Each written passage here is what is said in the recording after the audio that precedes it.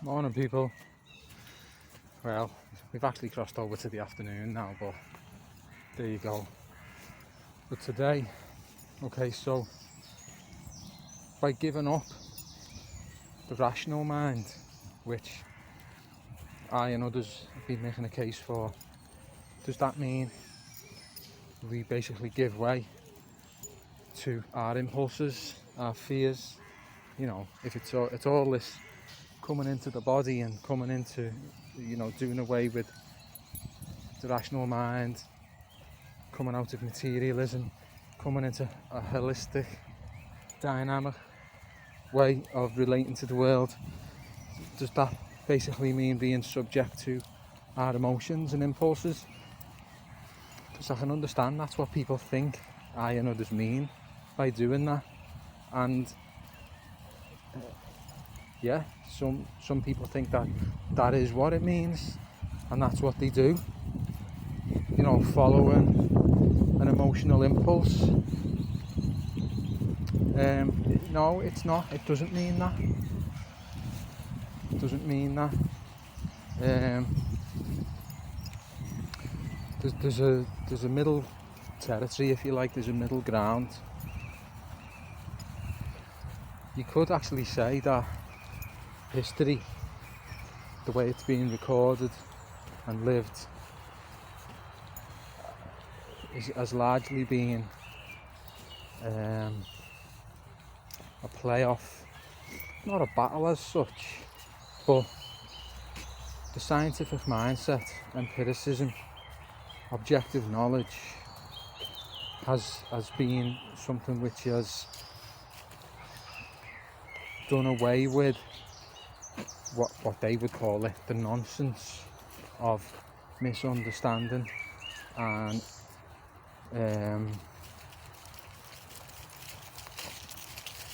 like people going with their intuitions and coming up with stuff that just isn't true or helpful, really. And it's put in this category like science and rationalism has done away with all the nonsense that we used to believe, and it's that's the picture that's painted, that's the dichotomy that's created. You've got rationalism on one side and unfounded, nonsensical thought on the other. Well, that's just not the case. I think we like to build these dichotomies, we like to have these narratives of polar opposites, and obviously science's biggest adversary, if you like, religion and religious thought. Of course there's a massive case to be made for how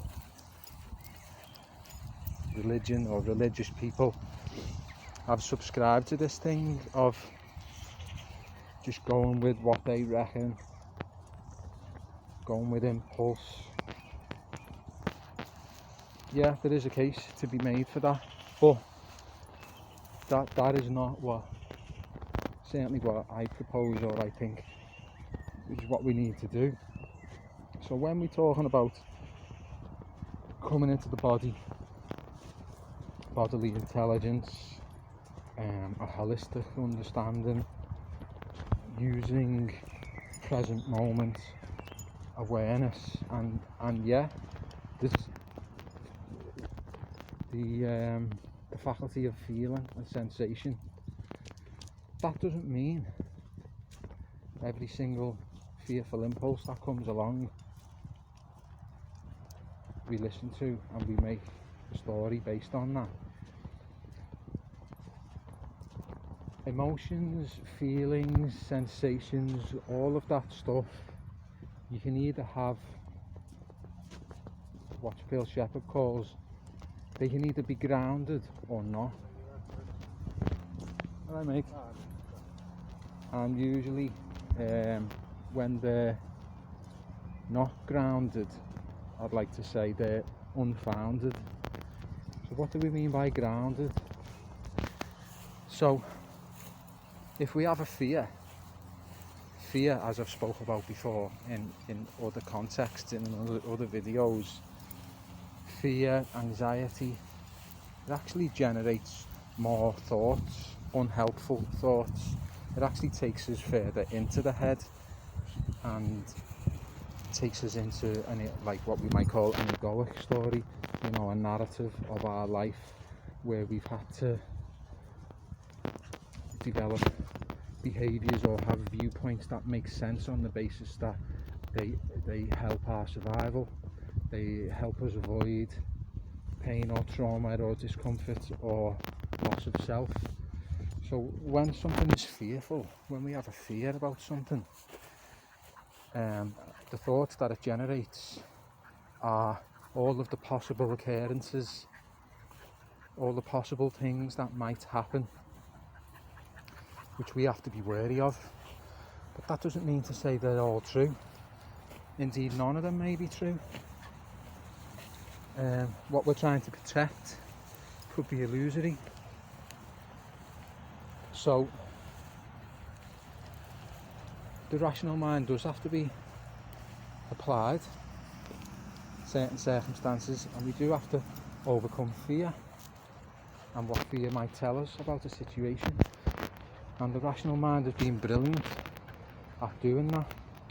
So giving up the rational mind doesn't mean we have to stop contending with fearful thoughts and what they're telling us and the millions of different things that we think into existence unnecessarily. So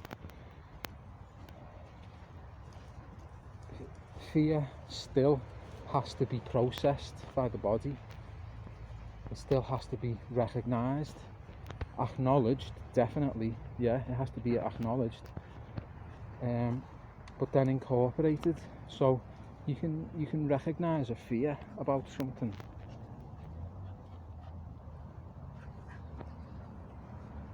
let it be there, but still have plenty of room for a response that's still spontaneous, coming from a place where that fear has been incorporated or integrated, so where it's being grounded, basically. The opposite to that would be to shun it, to resist it, to ignore it. Fear has something to say, but what it's telling us isn't always what we think. Now that's just one example, fear.